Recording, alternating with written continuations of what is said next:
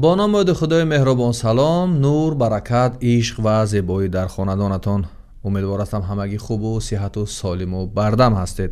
بسیاری‌ها به این گمان هستند، به این فکر هستند که ما در سطح نویسنده های کشورهای دیگر یا در سطح کتاب های دیگر کتاب، اندیشه و فکر نداریم. پیش از آنه که به این خلاصه بیایم، پیش از اینه که به این اندیشه بیایم و شرح بنویسیم، کامنت بنویسیم، کسی را تحقیر کنیم، یک سری باید به ادبیات خودمون بکنیم و ببینیم که ما در ظرف 30 سال چی داشتیم، چی کردیم، کیها رو داشتیم و چی کتاب‌های از جانب نویسنده‌های ما نوشته شدند. واقعا در این موضوع حرف بالای حرف زیاد است، اندیشه‌های مختلف است، ولی ما جسارتی گفتن این حرفا رو نداریم، جسارتی گفتن این اندیشه‌ها رو نداریم. ولی به هر صورت به عنوان یک خدمت ناچیز هم باشد، به عنوان یک تلاش ناچیز هم باشد، ما این 10 کتاب رو می‌خوایم برای شما معرفی کنیم. این به آن معنی نیست که نویسنده‌های دیگر نبودن یا کتاب‌های دیگری در ظرف 35 سال یا 30 سال استقلالیت نوشته نشده است، ولی بودند. تنها ما آن کتاب‌های را انتخاب کردیم که امروز در فروش نیستند و از نگاه ما برای خواندن، برای اندیشه کردن، برای تبلیغ کردن این ادبیات در دنیا میتواند معرفیگری ما باشد، معرفیگری اندیشه ملی ما باشد. و اگر ما این رو به دنیا نشان بدیم و خودمون اول بخونیم بعداً به دنیا تبلیغ کنیم، من فکر میکنم این نویسنده های این کتاب ها هیچ کمی از همون نویسنده هایی که امروز سر زبان ها هستند، اطرافشون بسیار تبلیغات صورت میگیرد نباشد. چرا ما اندیشه ملی خود را، وضع خود را، شناخت خود را، خودی خود را، واقعیت خود را میتوانیم از این کتاب ها درک کنیم اگر که آنها درست خوانده شوند، اگر آنها درست فهمیده شوند. ای کاش در این کشور یک ثروتمند، یک تاجر، شاید یک سیاست مدار و سیاست شناسی عاشق کتاب می بود، دوستدار کتاب می بود، همون گونه که دوستدار ورزش هستن، همون گونه که دوستدار باکس هستن، همون اندازه که دوستدار گوشتین هستن. ببینید چرا من این حرفا میگم؟ خوب است، ورزش یک معرفیگر است، ولی همه گونه دستاوردهای ورزشی اینها احساس یک لحظه اینه هستند، یک لحظه اینه می آیند و می روند. ولی این اثرها همون گونه که تولستوی، همون گونه که آنتون پاولویچ چخوف، همون گونه که گرمن هیسی، همون گونه که ریمارک و ده ها نویسنده که جورج ارویل و دیگرانی که امروز ملت خود را معرفی میکنند در دنیا و امروز جهان آنها را میشناسد، ببینید که سالها اندیشه آنها خدمت میکند، سالها در جهان هستند و عصرها شاید این کتاب ها برای ملت های آنها خدمت کند و برای جهان خدمت کند و با واسطه این اثرها آن ملت ها را بشناسند، دوست بدارند. همان گونه که مثلا ما را از روی مولانا میشناسند، از روی فردوسی میشناسند و این کتاب ها ببینید عصرها خدمت میکند. اگر ما همان گونه که به ورزش توجه میکنیم، همان گونه که به رقص و سرود توجه بیشتر در این کشور صورت میگیرد یا دیگر کارها، اگر به کتاب هم و این گونه اثرها یک توجه بیشتر صورت میگرفت، اینها در جهان معرفگری ملت ما بودن و ما با این نویسنده هامون در جهان شناخته میشدیم و این افتخاری ملی بود، این اندیشه ملی بود. و همان گونه که ما این اواخر کلمه تمدن، کلمه ملت، کلمه دولت و چندین کلمه دیگر رو اونقدر به حد افراد رساندیم، شاید از این شعارها پایانتر بیم و کارهای عملی را انجام بدهیم که اینها با فراز تاریخ در دراز مدت بتوانند برای این ملت، برای این کشور خدمت کرده باشند. شروع میکنیم از نویسنده و شاعر خیلی محبوب این کشور، گلرخسار صفی. یک کتابی دارند با نام سکرات. من چیزی درباره این کتاب نمیگویم و این کتاب در فروش هم فعلا نیست، سال 2009 در ایرگراف نشر شده است، ولی توصیه من این است که اگر این کتاب را از هر جا میابید، از هر کسی دسترس میکند، خود طریق الکترونی است، خانه میدونم از دوستانتون میپرسید و شاید اقدام صورت میگیرد که این کتاب دوباره نشر میشود، اگر دسترس کرده بخونید، هیچگاه پشیمان نخواهید شد و مقایسه کنید با آن اثرهای کتاب امروز خواندید، مقایسه کنید با آن کتاب‌هایی که در جهان امروز نشر میشوند و گفتگوی اطراف این کتاب صورت بگیرد. و کتاب دومی که میخوام برای شما پیشنهاد کنم این از نویسنده محبوب ما، نویسنده شناخته ما، قادر رستم است، پایها و رویها. این کتاب هم به زبان تاجیکی است و این کتاب هایی که ما آوردیم با زبان تاجیکی است، با اندیشه ملی است و از سوی نویسنده های ما نشر شده است. این رویها و پایها هم اگر در فروش نیست، شما اگر طریق الکترونی دسترس میکنید، ما البته آگاهی نداریم که این کتاب ها الکترونی دارند یا نه، ولی هم قدر میدونیم که این کتاب ها دیگر در فروش نیستند و این کتاب هم با تعداد каме нашр шудааст, теъдоди 200 ё 300 нусха нашр шудааст. ва агар ин китоби ҳам шумо аз ҳар ҷое ки дастрас мекунед бихонед, 200 нусха мутаассифона ин китоб нашр шуда будааст, дастрас бикунед бихонед, аз манфиат холӣ нест.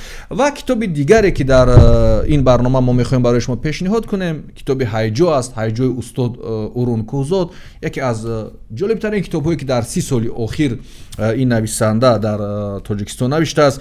шояд шумо аз ҷои инро дастрас мекунед, вале имрӯз ин китоб дар фурӯш нест, яъне тамом шудааст. агар электронӣ дастрас мекунед ё аз дӯстонатон дастрас мекунед, ин китобам бихонед. китоби дигаре аз нависандаи мо Девори Хӯросон ки дар бораи Исмоили Сомонӣ, як романи хеле ҷолиб, романи таърихӣ аст. агар шумо ин китобро ҳар ҷое дастрас мекунед бихонед, воқеан аз манфиат холӣ нест. ва Девори Хӯросон яке аз асарҳои мондагори худо раҳматашон кунад устод Муҳаммад Замони Солеҳ ҳастанд.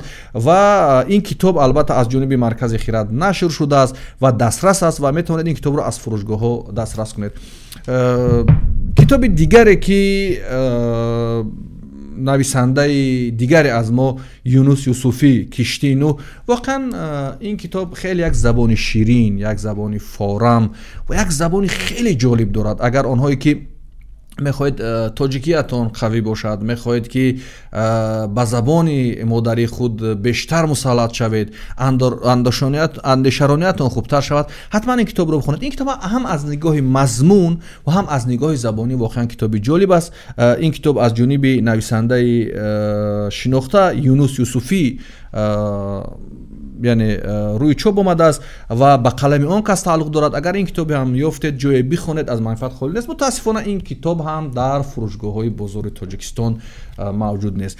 ва китоби дигаре ки мо аз ин китоб дар барномаҳои дигар ҳам ёд карда будем, Оташ дар хонаи қадим, як китоби ҷолиб аст аз ҷониби нависандаи дигари мо Мирзо Насриддин ки таърихро ва ҳамон адабиёте ки мо дар замони шӯравӣ хондем, онҳое ки дар шӯравӣ раман навиштанд, як нигоҳи дигар ба таърих аст, ба ҳувият аст, ба худшиносӣ аст, ба миллати тоҷикӣ аст, ба ғурури тоҷикӣ аст, ба андешаи тоҷикӣ аст. агар ин китобро шумо аз фурӯшгоҳҳо суроғ кунед, албатта ин китоб дар фурӯшгоҳи Тоҷикистон ҳаст, агар дастрас карда бихонед, аз манфиат холӣ нест. ва махсусан он таърихҳое ки шумо дар бораи аморати Бухоро дар 200 соли охир раманҳое хондед, ин китоб назари шуморо ба он воқеаҳо, ба он ҳодисаҳо дигар хоҳад кард ва як китобе аст ки воқеан ҷолиб аст. ва ин китоб чуноне ки гуфтам дар фурӯшгоҳи китоби Тоҷикистон мавҷуд аст.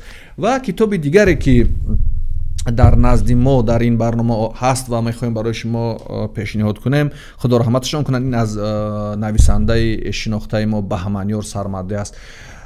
дар бораи ин китобам мо барномаи алоҳида доштем, вале бор дигар таъкид мекунам ки онҳое ки аз мо мепурсед ки чӣ китобро бихонем, бихонед китоби Баҳманёр нависандаи маҳбуби мо, худо раҳматашон кунад, Сармаде воқеан китоби ҷолиб аст ва бисёр бо як забони шевову равону ширину мазадори тоҷикӣ, яъне модарии мо навишта шудааст. ва мутаассифона ин китоб дар фурӯшгоҳи китоби Тоҷикистон мавҷуд аст. агар шумо аз дӯстонатон аз китобхонаҳо ё бахши аз шакли электронишро пайдо мекунед, ҳатман мехонед. ва китоби дигаре ҳам ки дар рӯи миз аст, ин китоб аз нависандаи дигари мо Ато Мирхоҷа аст, Сарои санг. ин китобам ба воқеаҳои таърихӣ 200 соли гузашта яъне бахшида шудааст. муаллиф аз нигоҳи дигар ба таърих баҳо медиҳад ва сюжетҳову ҳодисаҳое ки дар ин китоб баён мешавад ҷолиб аст. ва китоби дигаре ки яъне китоби нуҳуме ки ман дар ин барнома мехоҳам барои шумо муаррифӣ кунам, аз нависандаи маҳбуби мо ки дар Самарқанд мезистанд ва алон дар хориҷа ҳастанд, Шаҳзода Назарзода Регистон. воқеан китоби ҷолиб аст. ман тавсия медиҳам онҳое ки мехоҳанд ҳисси миллӣ, ғурури миллӣ, андешаи миллӣ дошта бошанд ва воқеаҳоеро ки дар Самарқанд дар солҳои 90 гузаштааст ба таври дигар бифаҳманд. албатта инҳо як китобҳои раманҳо ҳастанд, яъне баъзе образҳову баъзе сюжетҳо доранд, вале тахайюли шуморо, андешаи шуморо, фикрнои шуморо ба самти хубтар, ба самти дигар шавқ метавад. ва як китоби дигаре ки ин авохир нашр шуд, мутаассифона ман он китобро наёфтам ки ба ин барнома биёрам. ин аз нависандаи дигари мо Соҷида Мирзо, китоби Шабе ки моҳ арғувонӣ буд. воқеан ин китобро ҳам агар дастрас кардед, мутаассифона ин китоб дар фурӯшгоҳҳо набуданд ки мо бигирем ба барнома биёрем ва ҳанӯз ба мо ҳам дастрас нашудааст. ин 10 китобе ки барои шумо ман муаррифӣ кардам, бинандаи азиз, онҳое ки даъвои миллатсозӣ доред, онҳое ки даъвои кишварсозӣ доред, аз манфиат холӣ нест ки агар ин китобҳо таблиғ шаванд, ин китобҳо дуюмбора чоп шаванд, сар ин китобҳо гуфтугӯ сурат бигирад, андеша сурат бигирад. Бо бовари комил гуфта метавонам ки ин китобҳо, ин 10 китобе ки мо барои шумо пешниҳод кардем, ҳеҷ камие, бовар кунед бинандаи гиром, ҳеҷ камие аз ҳамон китобҳое ки имрӯз хеле маъруф ҳастанд, машҳур ҳастанд, ба қавле дар радабандиҳои аввали сомонаҳои